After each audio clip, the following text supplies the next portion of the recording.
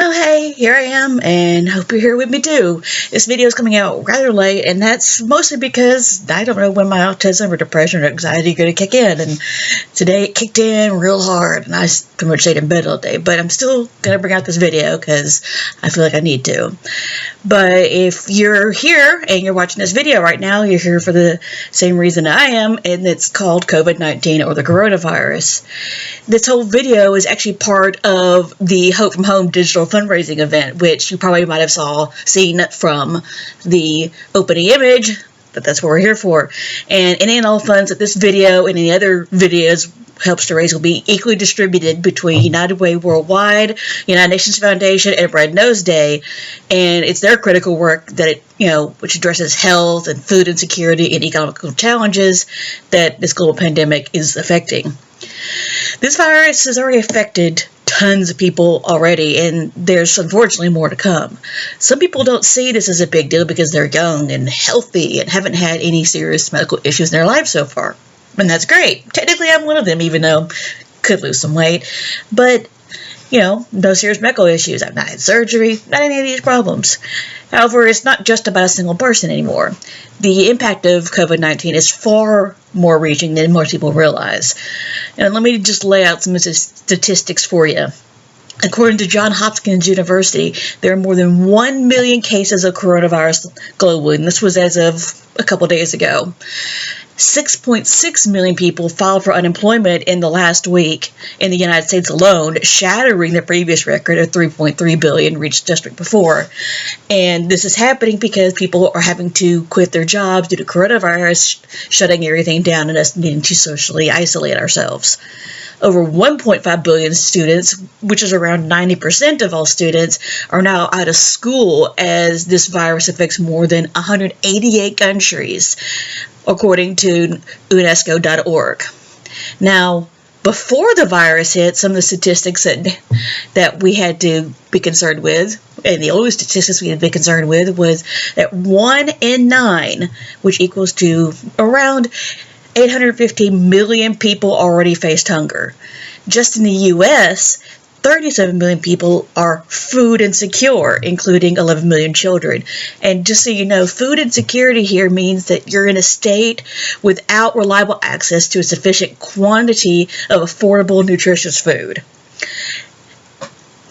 The next statistic that you need to remember is 22 million children qualify for free or reduced price lunch. And children in need of meal assistance programs have already missed over 400 million school-provided meals due to closures during the coronavirus. And this all means that it was bad for people before COVID-19, and now things just gotten a whole lot worse. And while hand washing is one of the most important ways to stop the spread, there are still over 2 billion people in the world who lack access to clean, safe drinking water. Are you one of the millions of billions of people out there that needs help? If you live in the U.S., one of the resources you can visit is 211.org. And if you're in Canada, then it's 211.ca. And you can be connected to local resources like food, housing, and other essential services. And that's got everyone on edge with all this, not knowing where your stuff is coming from. Because this virus is different in so many ways to those we've seen before. But what is really different about this virus isn't the symptoms, because we've all seen these before. It's that they can take up 14 days to show up. Think about 2 weeks before you can actually see these virus enacting you in a personal way. In those 14 days, you could still be contagious and infect someone else around you. Some people have been asymptomatic, which means they don't show the symptoms but are carrying the disease still.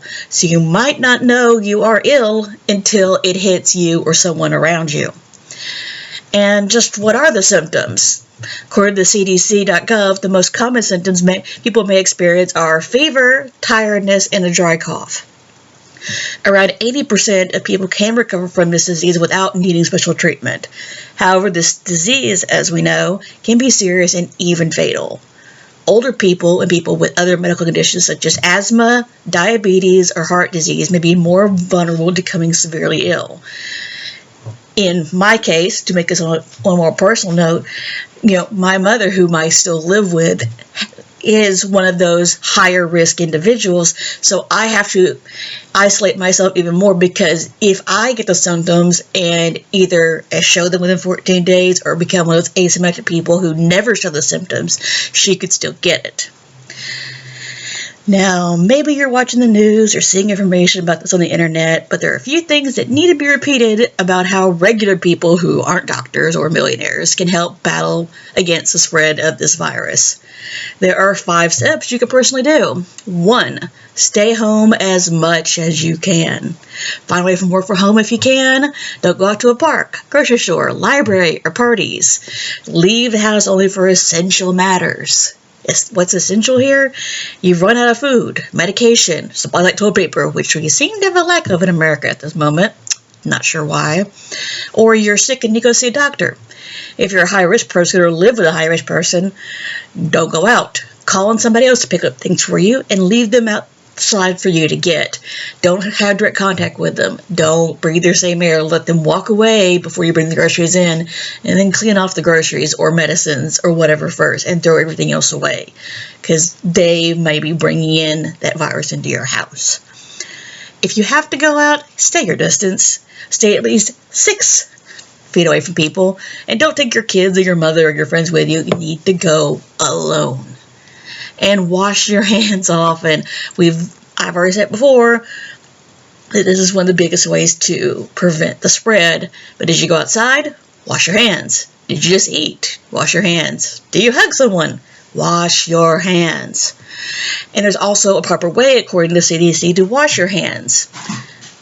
One of the first step is that you first put water all over your hands. It'll help the soap spread better. I've actually found this out from personal experience. Then, of course, rub your hands together vigorously. Next, you place one hand on top of the other and lace your fingers together and rub so you can get the back of your hands. And do this with the other hand on top as well.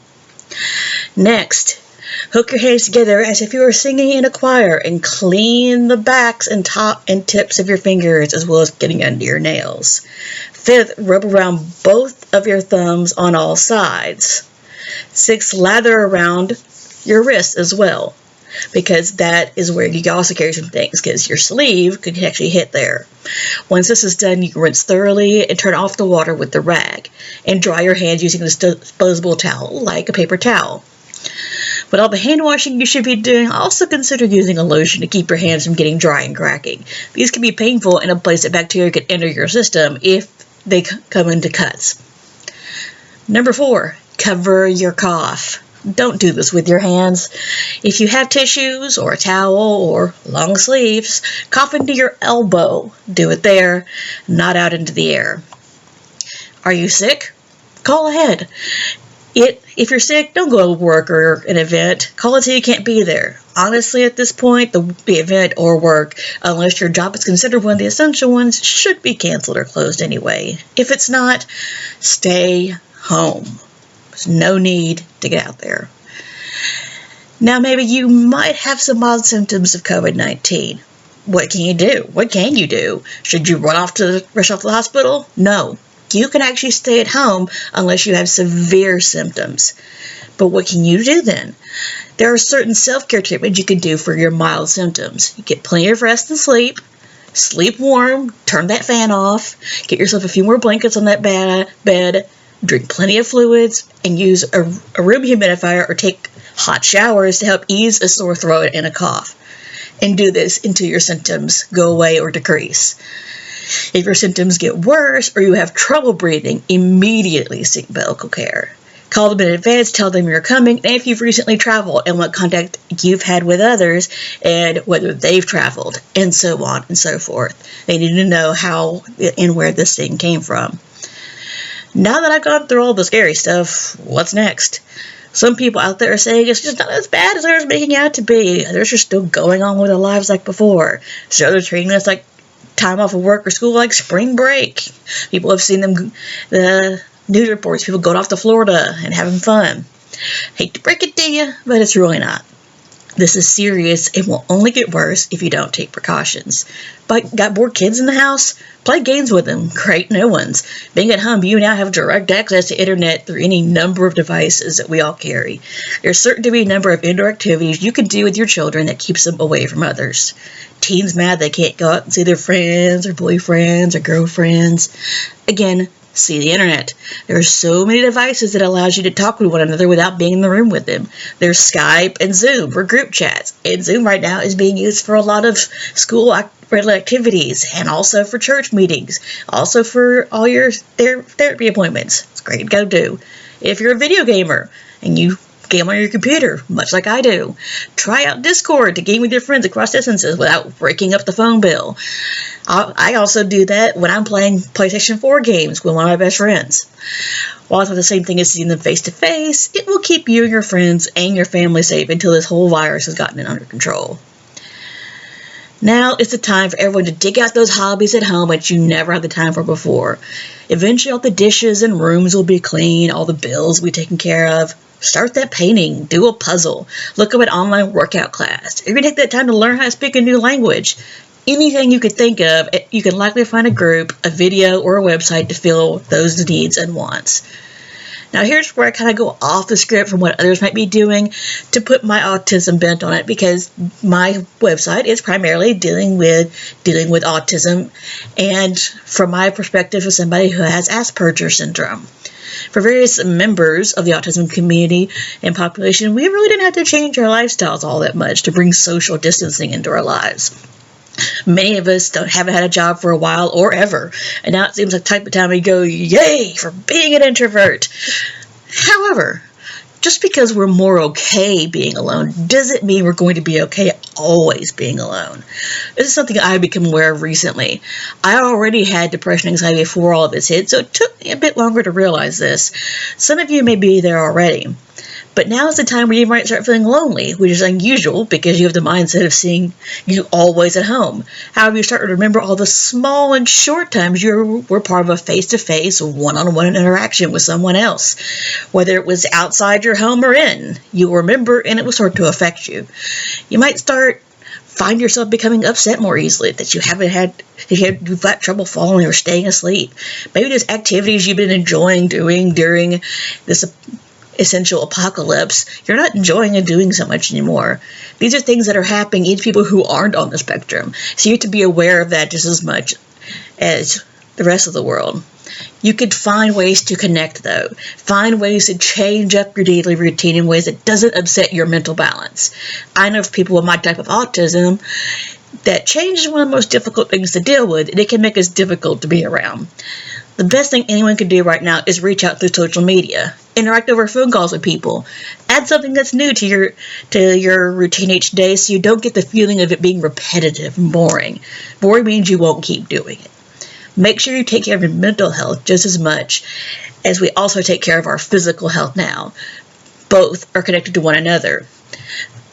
I can tell from personal experience, depression affected me very physically, and it actually was painful, and it can also affect your illness rate, and make you sick easier. You can get colds, you can get fevers, you get headaches, and you've got to take care of both to keep yourself completely better.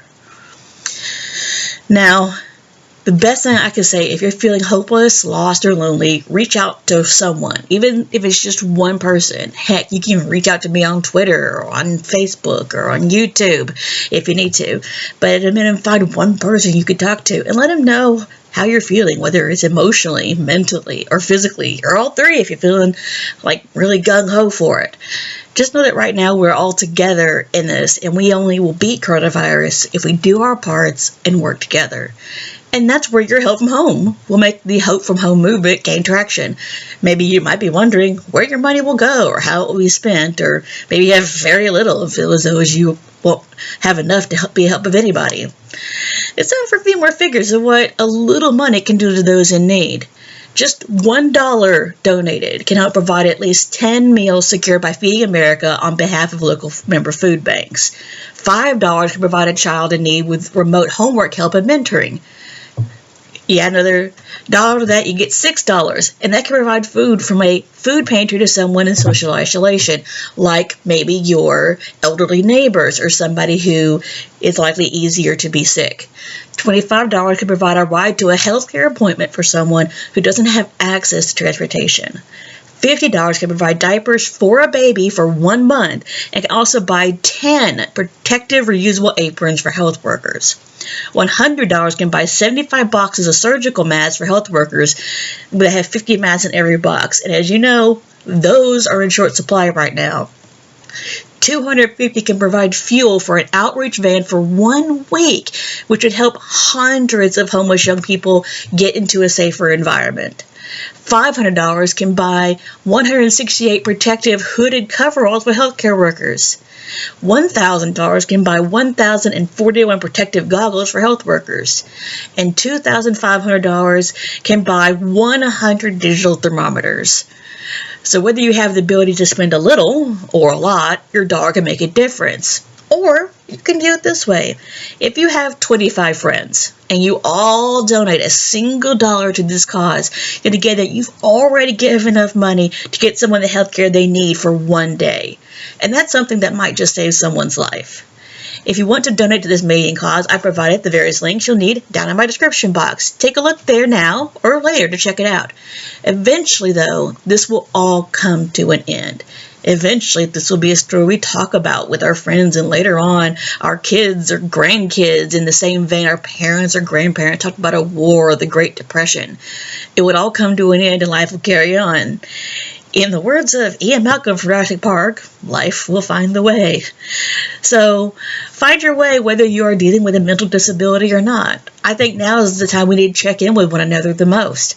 Because while some of us might be alright alone, the rest of our family might be struggling and need our help. So turn to one another and talk to one another. Help one another. If you can't support Hope from Home in a financial way, there are other ways you can make a big impact in the lives of those around you. Today is World Health Day, and with this virus going around, all those in the medical fields are working more than overtime to try and stem the tide. Why not find a way to reach out to a person through a phone call or post online to show support and care for that person or group who are working so hard and putting their own health at risk to save others? You can use the hashtag #HopeForHome when posting on social media. If you're staying at home and getting things delivered to you, then find a way, even if it's only through words, to thank those people who are bringing you the food and medicines that you need to stay well and healthy. Stories are rampant about volunteers at home who might be sewing face masks or delivering to seniors in isolation or just checking up their neighbors. Safely, of course. Maybe you can't do that yourself or are scared to. Then lift them up by leaving them a note or praise them on social media for stepping up out in this time of great need. It's all of us doing this together that will unite us as one nation to overcome this disease. Please, if you do nothing else today, pass this video on to others to get the word spread around. In the days and weeks to come, every bit of knowledge and help is vital. For me personally, I hope all of you stay safe, help one another, and look out for one another. Hope everyone has a wonderful rest of their day and evening. Hope you stay well, and I hope to see you next time.